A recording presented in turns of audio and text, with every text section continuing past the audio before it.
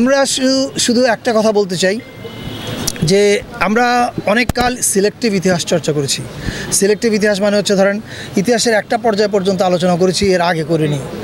এটা আমার মনে হয় দূর করা উচিত। এটা দূর করলে নজরুল এবং নজরুলের প্রাসঙ্গিকতা মনে হয় এই বাংলাদেশের বা ভারতবর্ষের রাজনীতির ক্ষেত্রে অনেক প্রাসঙ্গিক হয়ে উঠবে। এটুকু আপাতত।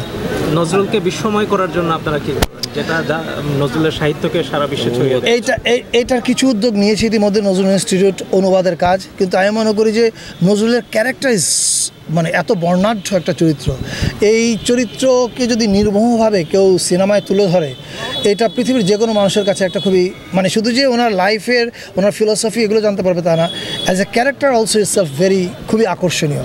ফলে নজরুল ইনস্টিটিউট আপাতত অনুবাদের কাজ করছে, কিন্তু আমি নিশ্চিত নজরুল ইনস্টিটিউট এক সময় আনবায়াসড বায়োপিক করার চেষ্টা করবে। আনবায়াসড মানে কোনো রকম মানে সরকারি প্রপাগান্ডা ছবির মতো না, একটা সত্যিকারের ছবি যেটা মানুষ দেখতে যাবে সেটা করতে পারবে, এবং তখনই আমরা মানুষের কাছে নিয়ে যেতে পারবো বাইরে। সে ধরনের উদ্যোগ কি নেওয়া হচ্ছে?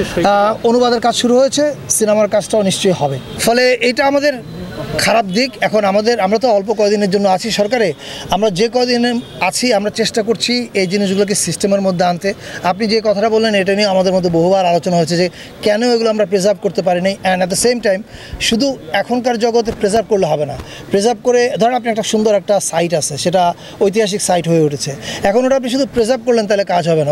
ওটার অ্যারাউন্ডে আপনাকে ইভেন্ট তৈরি করতে হবে, সেটা musical event, audio visual event.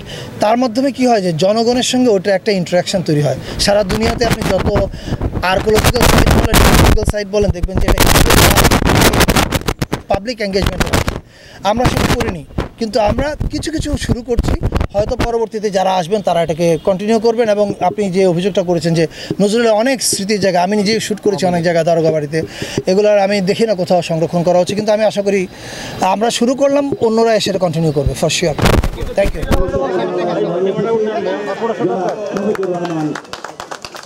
আমরা মাধ্যমে অনুষ্ঠানকে আরো সুন্দর